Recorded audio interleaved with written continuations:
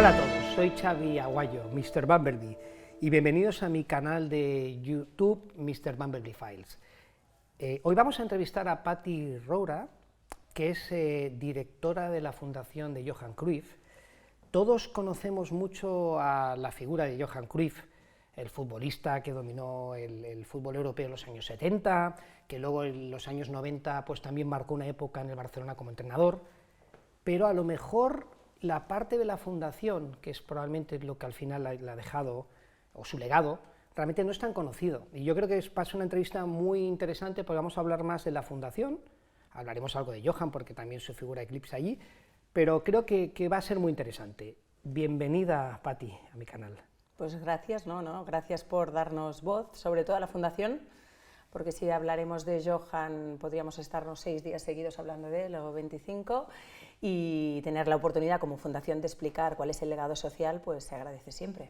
Lo primero es que me lo he dejado antes, es que estás a punto de hacer 14 años en la fundación, y como sabéis, en todo lo que está relacionado con Johan, el 14 es un número mágico, ¿no? Porque era su número de la camiseta, ¿no?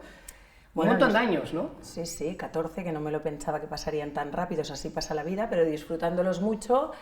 Y además es que nos hemos vuelto todos los que trabajamos en fundación un poco frikis con el 14, porque vamos al teatro y cogemos la fila 14, hacemos un evento y es el día 14, así que espero que mi equipo me esté preparando una fiestita o algo, ¿no? Porque claro, el 14 es importante, no lo sé.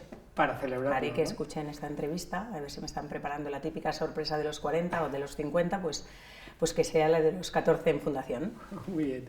Oye, ¿cómo una persona como tú que viene del mundo financiero se relaciona de repente con el deporte y con el uso del deporte como al final una herramienta de integración? ¿Cómo das ese salto? Bueno, al final la vida son todo, o muchas veces casualidades, pero el mundo de la banca, que hay tanta presión, uno de los objetivos, ¿no?, que tenía era buscar evidentemente pues gente de la banca privada, gente de empresa, porque yo llevaba empresas, y pues casualidad de la vida hacemos clientes a la familia de Johan Cruyff, a la hija de Johan. Bueno, hay sinergia entre las dos, nos caemos bien con la hija de Johan y me propone ir a trabajar a la fundación. La verdad es que yo del tercer sector no tenía ni idea, el mundo de la discapacidad para mí era un mundo por conocer. Pero bueno, al final decido coger una excedencia del banco y tirarme un poco a la aventura. Tampoco me iba a cualquier lado, ¿no? Sí, claro, sí. Y evidentemente sabía quién era Johan Cruyff, pero tampoco conocía la dimensión. Y bueno, me aventuro y han pasado 14 años y contenta. Lo que no sé es si volvería al mundo de la empresa, creo que no. Voy a hacer 50 años y me quedan unos cuantos de vida laboral, pero creo que no me moveré del tercer sector. Cuando trabajas y te dedicas para un buen fin, duermes muy tranquilo. Y eso no se puede pagar con ningún dinero. Yo creo que eso es algo que yo he descubierto. A mí la gente me dice, oye, ¿y tú si te curaras volverías al mundo de la empresa? Digo, difícilmente. Otra cosa es tener tus intereses en ese mundo, pero realmente dedicarte, yo creo que, como tú bien has dicho, cuando realmente haces una capacidad, te estás ayudando a integrar personas y tal, eso es muy satisfactorio, ¿no? Y te llena mucho por dentro, ¿no? Que a lo mejor hay cosas que no es todo es económico, ¿no? Yo creo que es algo diferente, ¿no? Y no es fácil, pero al final esto, ¿no? Los logros, ¿no?, te hacen descansar como un bebé en la cama por la noche, así que... Eso no tiene precio. Eso no tiene precio. Quería decir, tú has trabajado con un gran maestro como era Johan Cruyff. ¿Cómo fue trabajar con él? Porque al final tú has estado unos años antes de que él muriera, ¿no? Es decir, ¿cómo fue trabajar con él?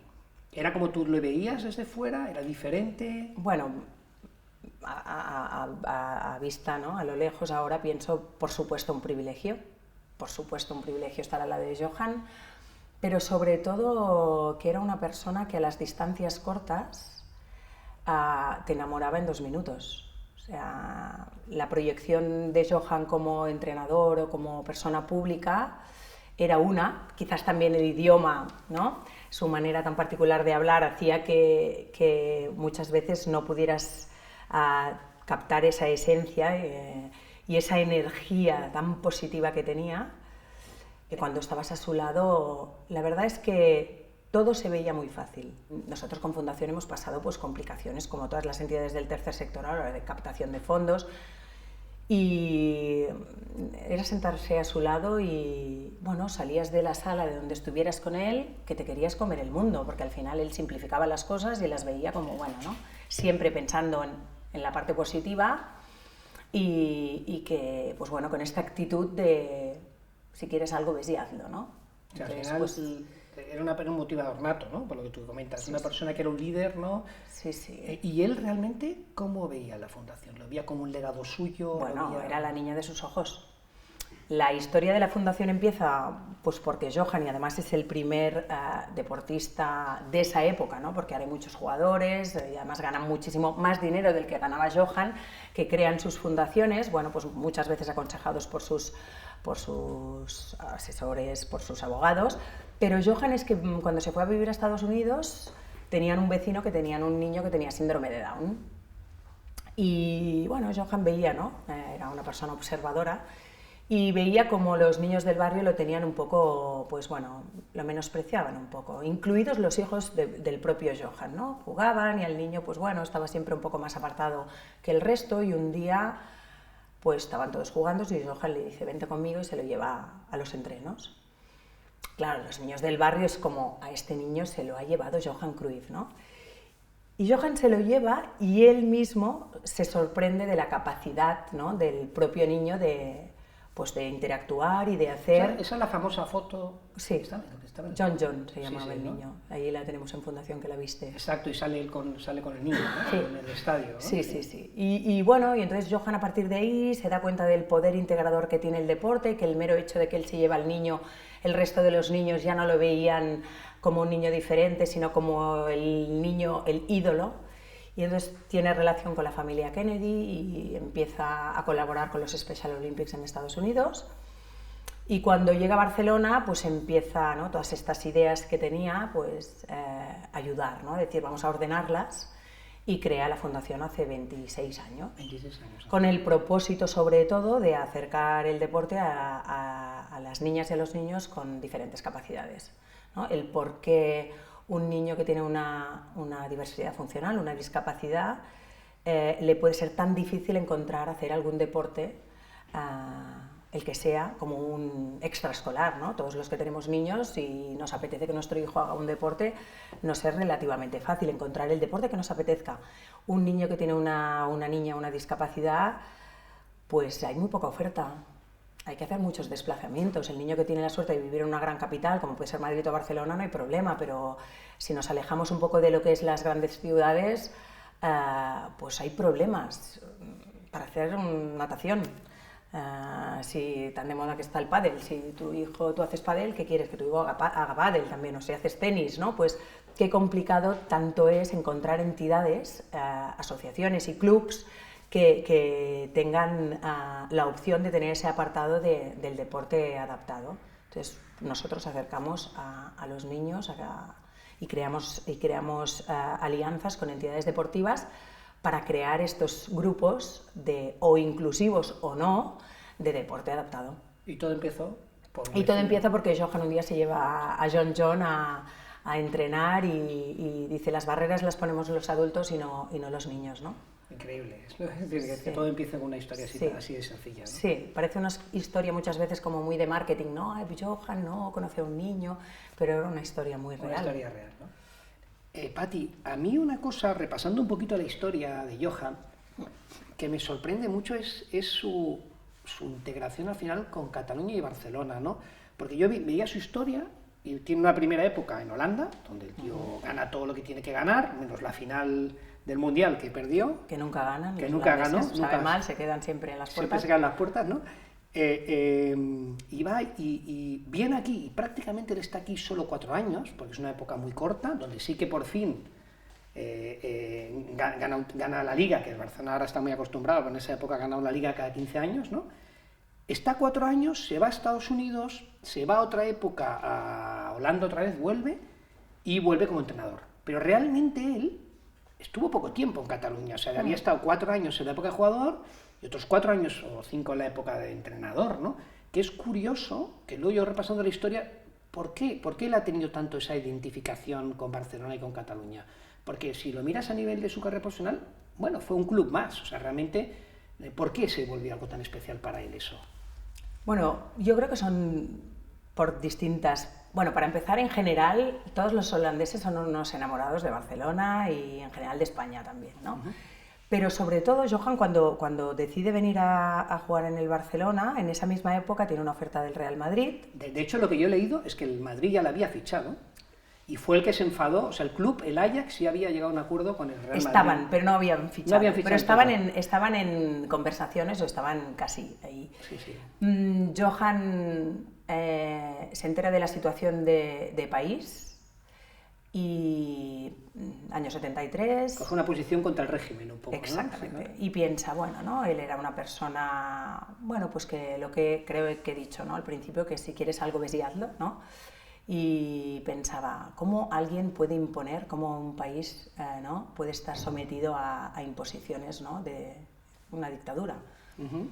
Y le pareció mucho más atractivo, te diré ahora, quizás él diría, pues más divertido, coger el otro lado, ¿no? Coger el otro lado y venir a Cataluña. Bueno, de hecho, una de las primeras cosas que hace en el año 74 cuando está aquí es inscribir a su hijo como Jordi, cuando ¿no? llega al registro le dice, no, perdone, Jordi no puede ser, tiene que ser Jorge. Y él dice, no, es que mi hijo no se llama Jorge, mi hijo se llama Jordi.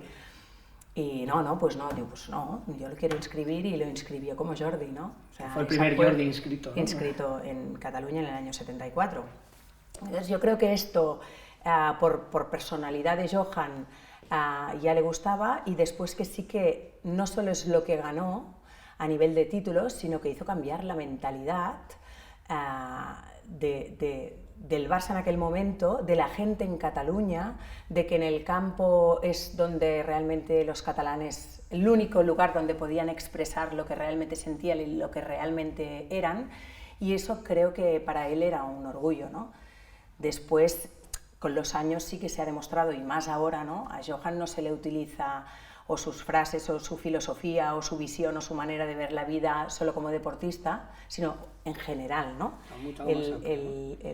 El tomarte la vida, ¿no? La filosofía Johan, bueno, Jordi Évole, por ejemplo, lo nombra mucho y siempre extrapola la visión, los pensamientos de Johan en la vida real. Sí, sí. Pero bueno, a mí me resultó curioso, porque luego yo o sea, realmente el latino, sí, yo creo que es la persona que cambió el Barcelona, yo creo. Él y quizás Messi como jugador, ¿no? Que los dos que un poco han cambiado, ¿no? La mentalidad y todo, ¿no? Pero sí que siempre me resultó sorprendente eso, ¿no? Esa identificación tan temprana, ¿no? También después de 14 años trabajando con holandeses, he de decir que nos parecemos bastante. Holanda es un país muy pequeño, es un país pues que hay holandeses en todo el mundo. Triunfan, son bastante triunfadores en el mundo de los negocios, y yo creo que los catalanes tenemos un poco también esta manera de ser y esta mentalidad, ¿no? De no tenemos miedo, somos emprendedores, y el holandés es un poco así. Y luego evidentemente el tema clima, evidentemente el tema familia, sus hijos se adaptan bien aquí. Bueno, de hecho, toda su familia vive en Cataluña. Al final llegó un momento que cambió casi Ámsterdam por Barcelona, al final, ¿no? En un momento de su vida, ¿no? Si habiendo nacido ahí, ¿no? Que era más sencillo para él, ¿no? Y además es curioso porque en Holanda Johan Cruyff es Johan Cruyff, y es Cruyff y es Van Gogh y Cruyff, ¿sí? Y en Cataluña es Johan, ¿no? Aquí es el Johan, ¿no? Y fuera de aquí, o sea, en Holanda es Cruyff, y es, bueno, es como Van Gogh. Cruyff es un... Aquí dices número 14 y nadie identifica. Allí el 14 es todo el mundo sabe que es Cruyff. Vale, oye, tú me comentaste ese día cuando estábamos preparando la entrevista que habías tenido la suerte de trabajar con Johan y con otros deportistas de élite, y que te había impresionado normalmente que una cosa es la imagen que dan y otra cosa es luego conocerlos, cómo gestionan sus retos, cómo al final ellos mismos se meten en una presión, ¿no? De ejecutar, ¿no? Es decir, ¿me lo puedes comentar eso? Es decir, porque al final me dijiste, es que es diferente trabajar, lo vemos como deportistas y no vemos que realmente es gente que está acostumbrada a lidiar con la presión siempre, ¿no? La verdad es que yo, como la mayoría, ¿no? Cuando piensas en un deportista, y bueno, en nuestro caso más en futbolistas que cualquier otro tipo de deporte, pero en general el deportista de élite, ¿no?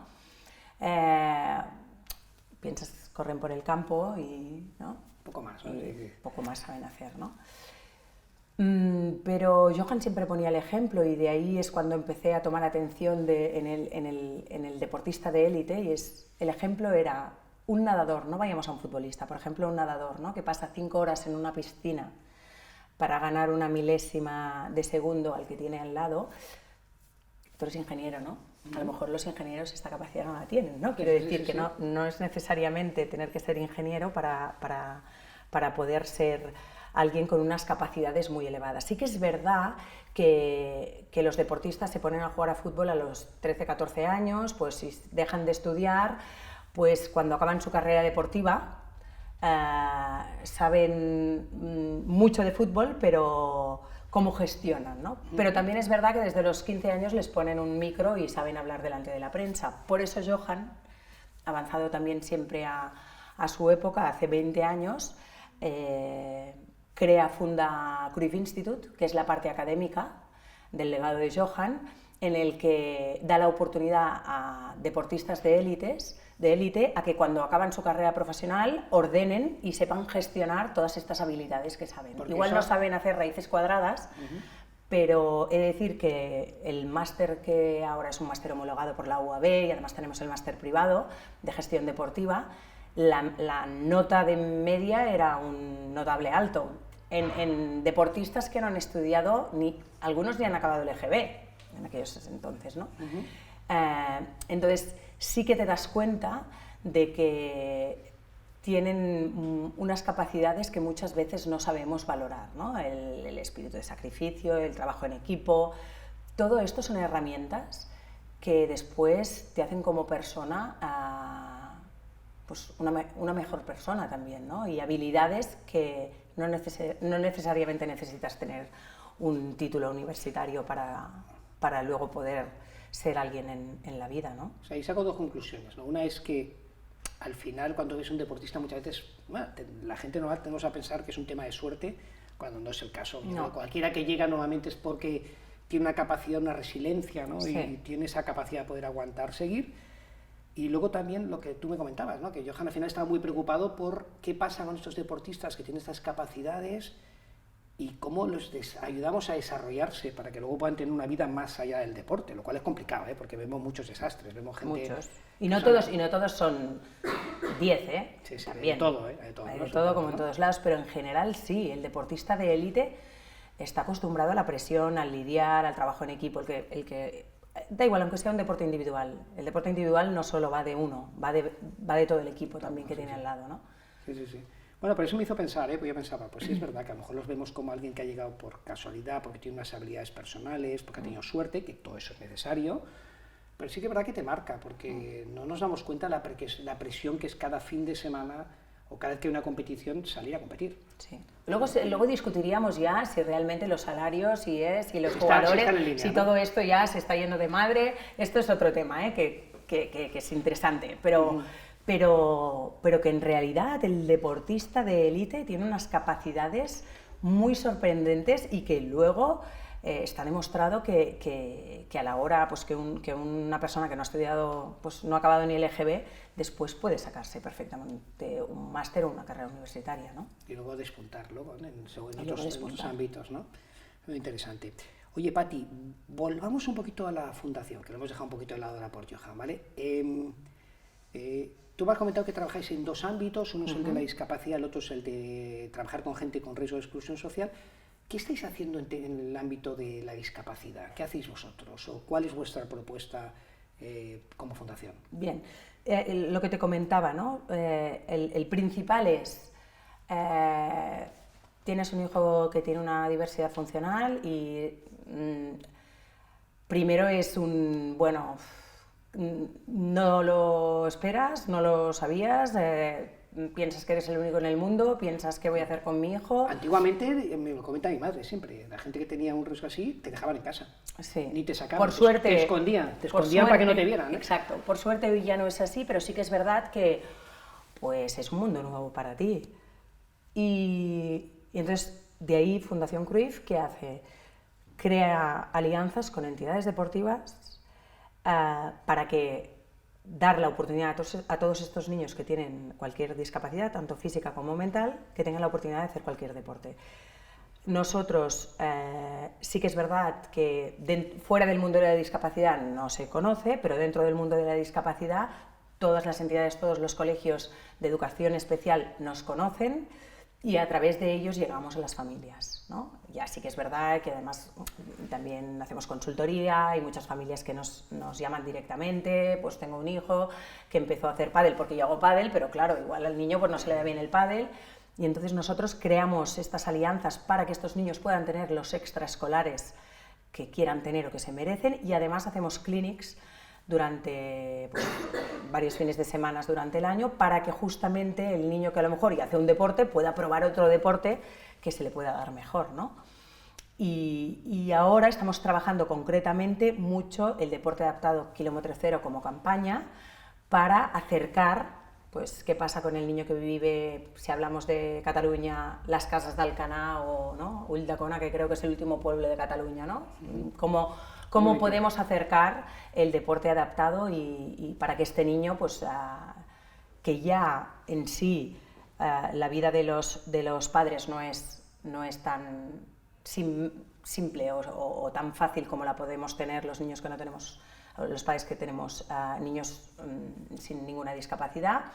Entonces, creamos estas alianzas, los niños tienen la oportunidad de practicar ese deporte, pero además al final es un bien, un efecto colateral en positivo para toda la familia, porque si yo tengo un hermano que tiene una discapacidad intelectual y los martes y los jueves va a natación, pues ese día, mientras mi hermano va a natación, mi madre me acompañará a la Illa a comprar o iremos a tomar un chocolate con churros, ¿no? Porque al final también hay muchos hermanos que crecen al lado de un niño con diversidad funcional que crecen con muchos problemas mentales, porque al final la tendencia de una madre o de un padre sobre proteger al que más lo necesita, y nos olvidamos que tenemos al lado también un niño que tiene unas necesidades como cualquier otro, ¿no? Entonces al final el efecto es multiplicador, ¿no?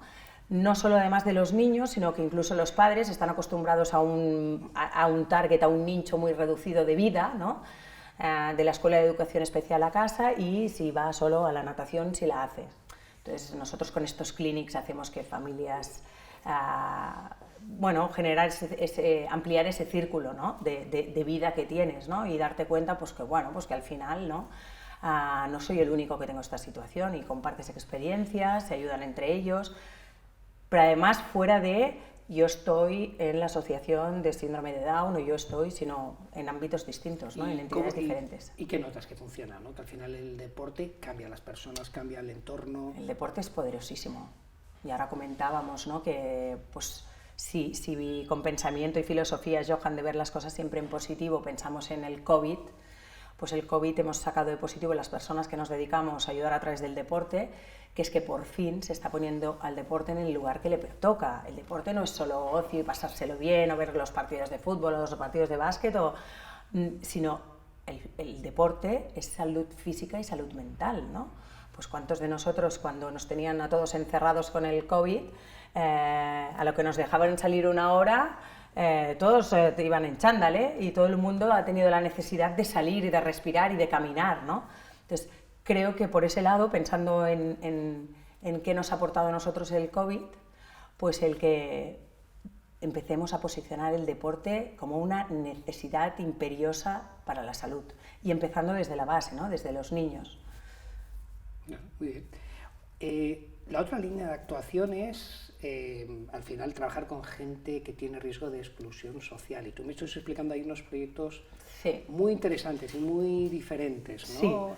Sí. ¿Cómo son esos proyectos? ¿Qué buscáis primero, cómo los seleccionáis y cómo funcionan? Porque lo difícil de esto es luego darle continuidad y sostenibilidad, ¿no? ¿Cómo funcionan estos proyectos? Al final, como la primera historia del deporte adaptado, todo viene un poco de esa visión de Johan, ¿no? Johan venía de una familia muy humilde, de hecho se quedó sin padre cuando tenía 12 años, su madre limpiaba los baños del Ajax, y él, pues mientras su madre se dedicaba a limpiar los baños del Ajax, él le daba la pelota en el campo, y venía de un barrio pues desfavorecido. Y entonces él comentaba, ostras, cada vez hay menos espacios donde poder hacer deporte y donde poder jugar, ¿no? Las grandes ciudades, ¿no? Cada vez antiguamente ponías dos mochilas en el suelo y en cualquier lugar los niños se podían poner a practicar deporte, y a raíz de aquí pensamos, pues bueno, ¿qué podríamos implementar en grandes ciudades o en barrios desfavorecidos sobre todo, y crear ese espacio un poco de deporte para los niños, siempre pensando en el uso público, ¿no? Entonces creamos un proyecto que es el proyecto Cruijffkors, que es un proyecto donde buscamos poblaciones, ciudades, y si son ciudades, barrios más en riesgo de exclusión, y construimos un espacio que aparentemente es un campo, digo aparentemente porque os explico que sirve para más cosas, pero un campo de fútbol de unas medidas como si podía ser un fútbol 7, o sea, más pequeñito que un campo reglamentario de fútbol grande, de última generación, porterías totalmente gradas sin ningún tipo de riesgo ni de peligro, césped artificial, y es el parque del barrio convertido en un campo. Pero el propósito, el objetivo no es solo implementar un campo, porque esto al final es, bueno, claro, nosotros no somos constructores de campos. ¿Cómo garantizas luego que eso se use para un buen fin? O sea, yo veo la parte complicada, digamos, eso es la infraestructura, pero tienes que crear algo más, ¿no? Bueno, entonces, ¿qué hacemos? Hacemos esta localización, primero con una prospección de necesidad de niñas y niños en el barrio, de tasas de paro, implementamos y construimos ese campo. Entonces, creamos alianzas con el ayuntamiento o con las entidades sociales de ese ayuntamiento o de ese barrio, y hacemos una formación cada año a 2 profesionales, no del mundo del deporte, sino del ámbito social, y les hacemos una formación de cómo utilizar el deporte como herramienta de inclusión, de utilizar el deporte en valores. A su vez, estas 2 personas profesionales del ámbito social que se convierten en coaches de la Fundación Cruyff, cada año escogen a 14 jóvenes, niñas, niños del barrio, y les enseñan esa misma formación. ¿Y cómo son? Porque eso me hizo gracia que me lo comentes. ¿Qué tipo de perfil buscáis? Bueno, buscamos niños entre 14, 15 a 18 años, pues bueno, que son quizás también los líderes del barrio, pero bueno, pues ahora ya no sé si voy a acabar la ESO, no sé si voy a hacer bachillerato, no sé si voy, pero que son líderes ya de... O sea, a lo mejor gente que académicamente a lo mejor no son punteros porque no quieren, porque lo podrían ser, ¿no? Y sin embargo tiene esa capacidad de liderazgo, ¿no? Y les es un objetivo al final, ¿no? También, ¿no? ¿Cómo lo viven ellos? ¿Cómo viven esta integración? Bueno, al final les empoderas porque sienten que forman parte de un equipo, les haces esa formación, que el propósito al final de esta formación es acabar creando un torneo escolar, no el torneo de los Messis, sino un torneo escolar en la que participan niñas y niños, equipos mixtos y equipos de niñas, porque hay niñas que quieren jugar con los niños y hay niñas que solo quieren jugar con las niñas.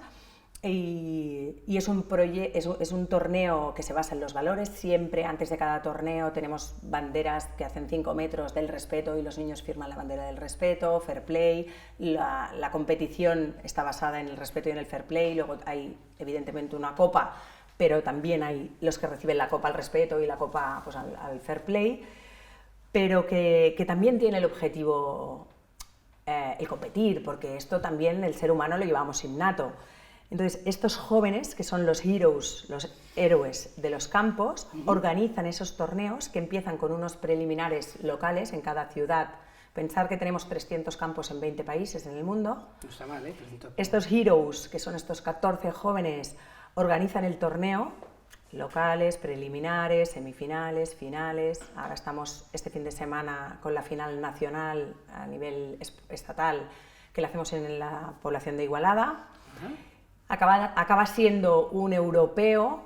En el 2014 hicimos un mundial, pero por tema presupuestos, estando en 20 países, es bastante complicado. Nos llamamos Cruyff, pero buscamos dinero siempre, ¿no? Y entonces este año hemos conseguido también hacer el europeo, con 5 países, que vienen equipos de niñas y de niños de Dinamarca, Inglaterra, Holanda, España e Italia, y también lo hemos traído para casa. Lo hacemos en la ciudad de Martorell, porque este año Martorell es ciudad europea del deporte, está metida en la educación 360, es como un paquete perfecto para también mostrar que el deporte forma parte de la educación de los jóvenes. Bueno, a mí lo que me ha impresionado... Igual hablo muy rápido porque es que pero bueno, me enchufo. Son 300 campos que estáis haciendo. ¿Y qué planes tenéis de crecimiento? ¿Queréis hacer más campos? Bueno, en cuanto a posicionamiento de países, de momento, si no nos entran propuestas de hacer más de 5 campos en un país, hablamos de Latinoamérica, Asia y Estados Unidos, no nos pondremos porque el sentido del proyecto es esta comunidad, ¿no?, de campos para que estos niños... tener un campo en China no tiene sentido, ¿no? Bueno, de hecho, ahora vamos a hacer 20 campos en China justamente porque lo que queremos es crear esta comunidad de heroes de los campos, que cada año se van formando 14 nuevos, ¿no? Al final estos heroes pueden acabar siendo coaches de la fundación. Nos gusta decir que en algún caso ponemos la primera línea del currículum de estos jóvenes porque vuelven a tener ganas de hacer cosas, sea del mundo del deporte o del ámbito social. Y bueno, creciendo poco a poco, pero sobre todo manteniendo lo que tenemos porque todavía hay mucha necesidad de país y bueno, a nivel global, ¿no? Mundialmente pues evidentemente también, ¿no? Pero yo sobre todo que dirijo la parte de Latinoamérica y España, hay mucho por hacer, hay mucho recorrido, pero no hace falta que nos vayamos tampoco muy lejos, ¿no? Porque...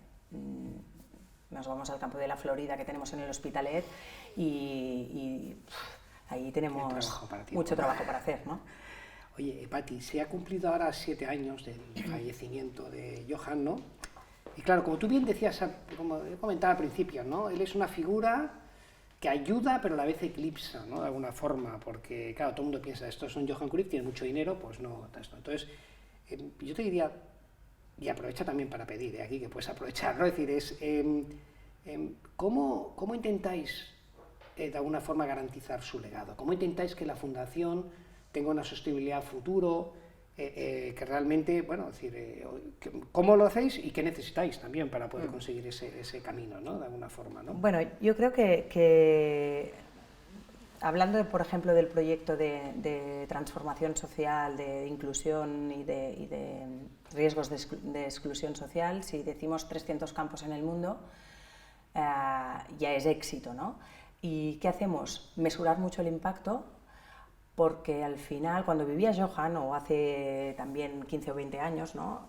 Con Johan era, bueno, invitabas a 4 empresarios al despacho y ya, bueno, todos lavaban y pum, firma, paga, pam, ya estaba hecho, ¿no?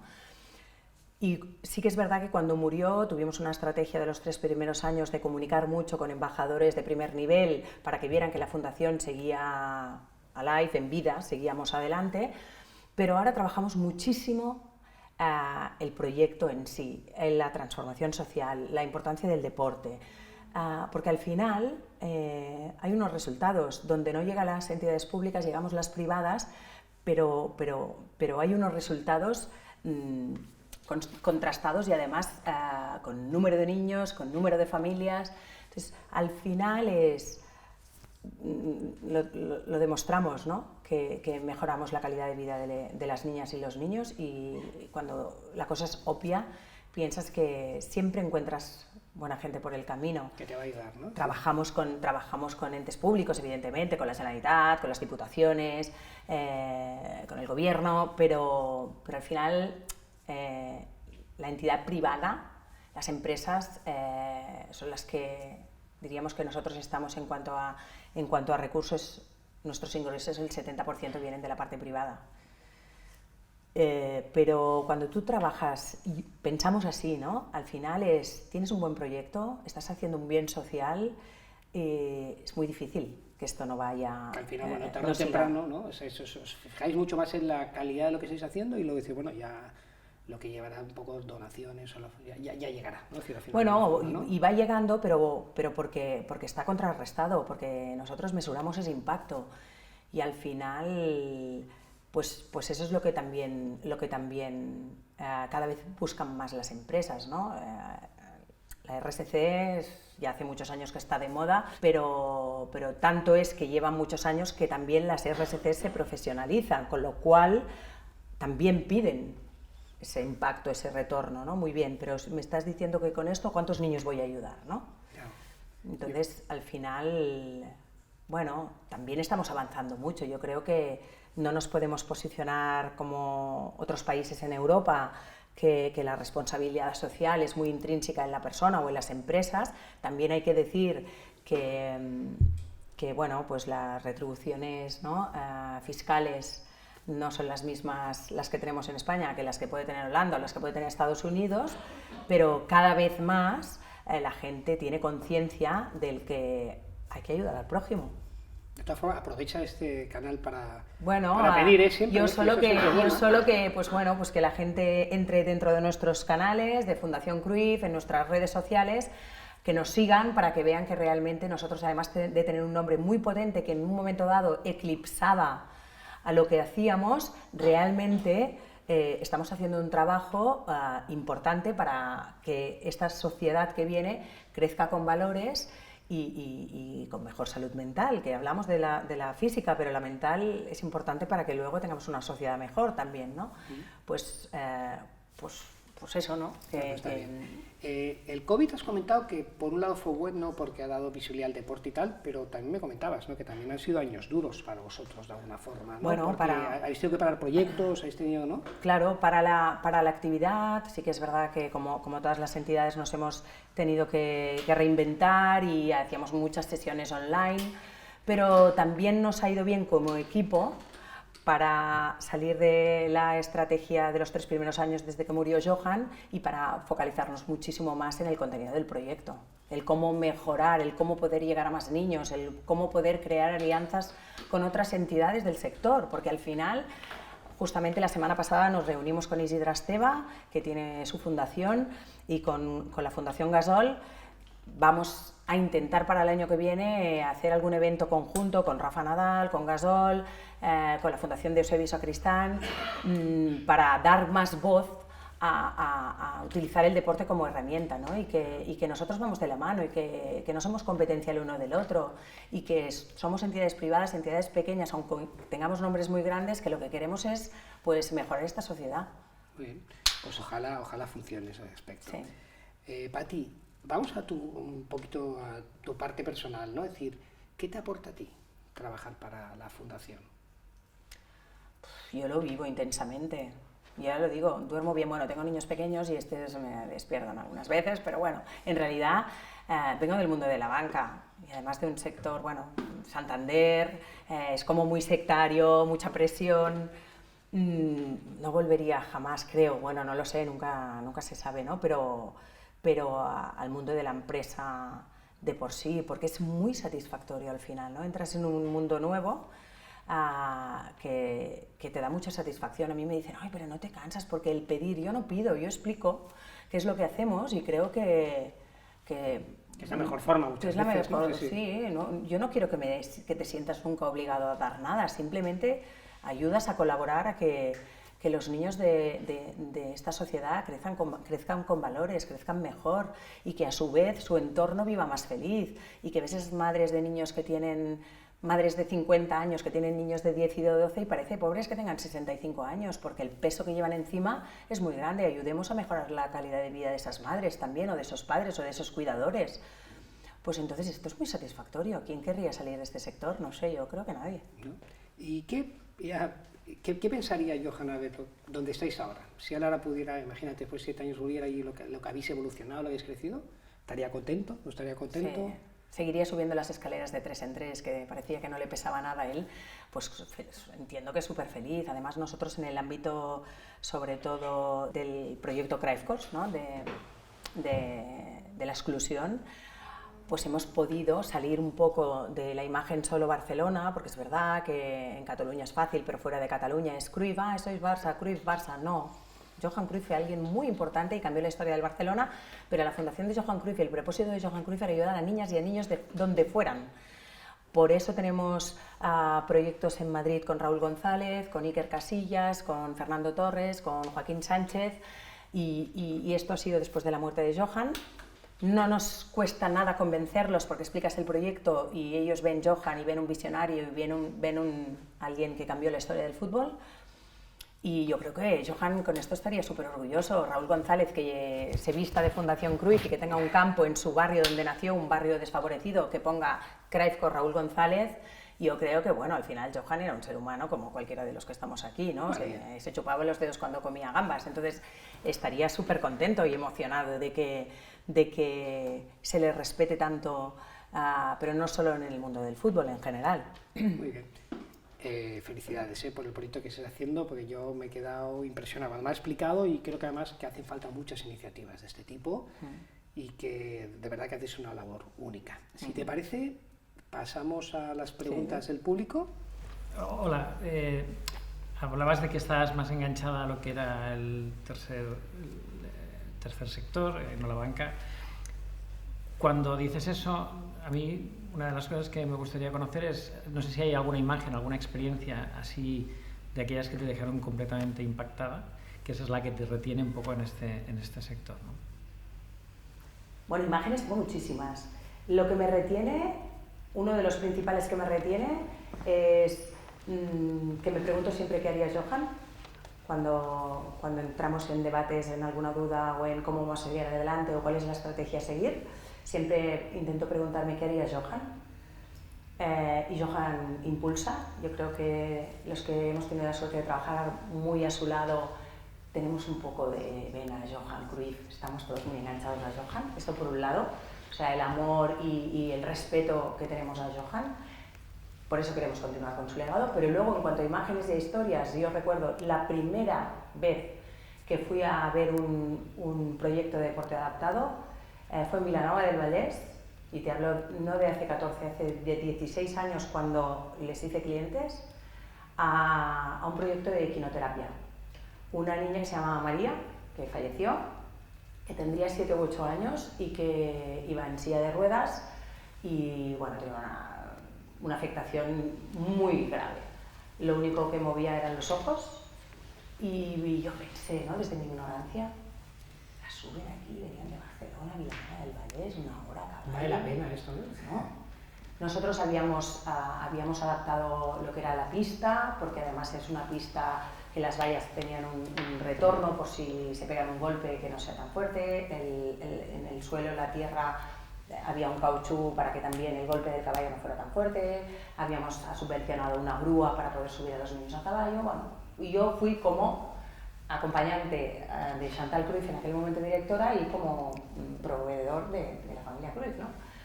Y pensé, y una madre que he comentado, pues que, no sé, yo creo que no tenía 50 años, ni muchísimo menos, pero como bastante mayor parecía. Y pensé, ostras, además había un día un poco así nublado, no era un día muy bonito. Y dije, ¿cómo se trae a esta niña aquí, no? Pues bueno, la verdad es que no lloré. También era quizás más joven y ahora lloraría, me da igual delante de quién, pero me emocioné mucho y pensé, cuando vi a la niña subir al caballo, cómo su expresión cambiaba, ¿no? La mirada de esta niña y las palabras de la madre diciéndome, bueno, es que el día que montamos a María, por ejemplo, ese día no la tengo que sondar, solo del movimiento del caballo, ¿no? Cosas que uno mismo, uno no ve desde fuera y por eso de la importancia, ¿no? Y nosotros, aunque llueva, venimos. Nosotros no nos perdemos ni un día de que María venga a montar a caballo, ¿no? Pues imágenes como estas, podría explicar 1000, ¿no? De realmente, por eso esto engancha tanto, ¿no? Porque al final me siento delante de una gran empresa y no tengo ningún reparo en pedir mucho dinero, porque luego veo la mirada o la sonrisa de una María. Y esto te engancha. Esto, y entonces ya la conexión con Johan, yo creo que si no me echan de la fundación no me iré nunca. O sea. Vale, pues te hago la pregunta y son 2 preguntas, ¿vale? Voy a ir por orden. Y la primera es, ¿hasta qué punto crees que hoy se dice, por ejemplo, que el Barça es más que un club, o por lo menos el club dice que el Barça es más que un club? ¿Y hasta qué punto crees que Johan Cruyff ha tenido importancia, ha tenido relevancia en que el Barça se fije en otros valores que no sean simplemente los deportivos y los de ganar por ganar? Bueno, yo creo que justo el momento en que llega Johan al país ya es un momento clave, sin contar que evidentemente el Barça llevaba, aquí habrán futboleros muy futboleros, yo veo uno que es muy futbolero y sabrá contestar, pero 12 o 14 o 15 años sin ganar el Barcelona cuando llega Johan a Cataluña, y cambia esa mentalidad, viene con ese espíritu feliz, alegre, contento de tirar adelante, de no tener miedo a nada, ¿no? Y creo que eso hizo que el barcelonismo, no solo en el ámbito deportivo, sino en el momento político que estaba pasando, hiciera cambiar esa mentalidad, ¿no? Y empiezan a ganar y hay un antes y un después de la llegada de Johan Cruyff, ¿no? El si es más que un club, a mí me gusta pensar que sí. El si es un club con valores también, porque eso es del Barça. Pero bueno. Quién sabe, ¿no? Y el segundo es... Has nombrado antes organizaciones, por ejemplo, de Raúl González, de Joaquín Sánchez, de otros jugadores de relevancia. ¿Qué organizaciones, y aquí lo siento pero te vas a tener que mojar, crees que están haciendo un muy buen trabajo gracias al nombre de grandes deportistas y están impulsando todo el deporte como estáis haciendo vosotros con Johan Cruyff? Es decir, ¿cuál de ellas crees que están haciendo un muy buen trabajo y te gustaría, por ejemplo, felicitar? Yo, para empezar, el mero hecho de que alguien tenga ganas de impulsar un proyecto a nivel personal para ayudar a los demás, ya es de felicitaciones. La gente no conoce la estructura de una entidad del tercer sector, una fundación, una asociación. Al final funcionamos como si fuéramos una empresa, pero no repartimos dividendos. Los dividendos son los niños o son las personas afectadas, ¿no? Entonces, al final, lo primero para mí es felicitarlos, porque es a cambio de la mejora de vida de los demás, ¿no? En general, felicitarlos a todos. Que tenga cerca el que pueda decirte que están haciendo muy buen trabajo. Fundación Gasol lo está haciendo súper bien. Muy bien. Extremadamente bien. La Fundación de Eusebio Sacristán, que además hace 1 año y medio tuvo un accidente y tuvo un derrame cerebral y bueno, ha pasado 1 año y medio muy complicado, lleva 20 años ayudando a niños a través del deporte también, niños ciegos, tiene una escuela de fútbol para ciegos, también lo está haciendo fenomenal. Rafa Nadal, entiendo, no los conozco tanto, pero también está haciendo su labor, es un tema más académico, pero también, porque también están en Sudamérica haciendo proyectos. Todas las fundaciones de por sí se crean para ayudar a los demás. Lo que pasa es que hay que algunas profesionalizarlas un poquito más. Pero el propósito es ayudar a los demás, así que yo creo que hay que felicitarlos a todos. Gracias. Hola Pati, me gustaría saber si este año haréis el Open Day, que explicarás un poco en qué consiste, y si es así que lo montáis otra vez, ¿qué fechas, por favor? Vale. Sí, es verdad. Bueno, porque además Pep ha sido voluntario, la verdad, de la fundación, lo voy a decir, no pasa, ¿no? Que además, gracias a los voluntarios, que además no lo he dicho, pero sin voluntarios las entidades del tercer sector o las fundaciones tampoco podrían funcionar, o sea, así de grande, gracias voluntarios. Después de que durante todo el año estamos apoyando proyectos de deporte adaptado, tenemos la fiesta por excelencia de la fundación, que desde la oficina de Barcelona la organizamos en la Marbella, aquí en Barcelona, en la que vienen entre 1.000 y 1.200 niños con diferentes capacidades a practicar deporte durante toda la mañana. Durante ese día vienen embajadores, deportistas, a colaborar y a jugar y a hacer deporte con todos estos niños, niños que a lo mejor pues, no han probado una handbike, una bicicleta adaptada, pues es una bicicleta. Al final del día entregamos medallas a todos los niños, hacemos un packet lunch, una comidita para que todos coman. Y al final también este es el mejor día, es la foto perfecta para que se entienda, ¿no? El por qué uno también sigue adelante, adelante o ¿no? dentro de una fundación como la de Johan Cruyff, ¿no? Porque ves sonrisas. Yo también el primer año que estuve pensé, yo tengo lágrima fácil y pensé, ¿no? Fui con Chantal Cruyff y pensaba, voy a ver allí 1.000 niños con discapacidad, ¿no? Pero ¿cómo lo voy a aguantar, no? Y lo único que ves son sonrisas.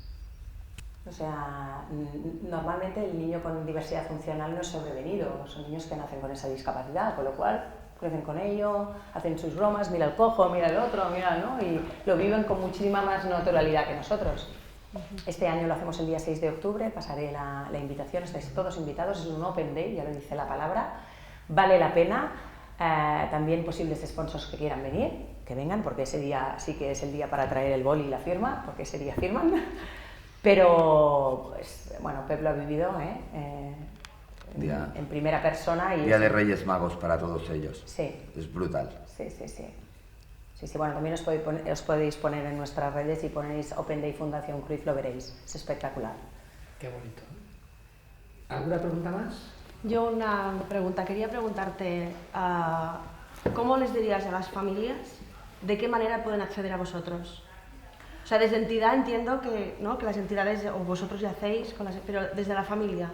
Bueno, desde las familias sí que es verdad que el boca orella, ¿no?, funciona muy bien, pero bueno, a través de nuestras redes sociales, a través de nuestra página web, pueden hacerlos las consultas que quieren, están los teléfonos. Está nuestro Instagram, tenemos nuestro Twitter, se pueden acercar a nosotros. Nosotros hacemos esa consultoría para muchos padres que van muy perdidos, de diferentes zonas que no saben ni siquiera qué hacer. Muchos se sorprenden de que cuando les propones tu hijo podría hacer, no, mi hijo esta actividad, ¿no?, porque tendemos a esa sobreprotección. Y entonces les invitamos a probar actividades deportivas y les abrimos un mundo. Gracias. ¿Una pregunta más? Bueno, Pati, apenas ayer en la noche conversaba con un amigo mío de Colombia, que él viene trabajando con niños en un sector bastante,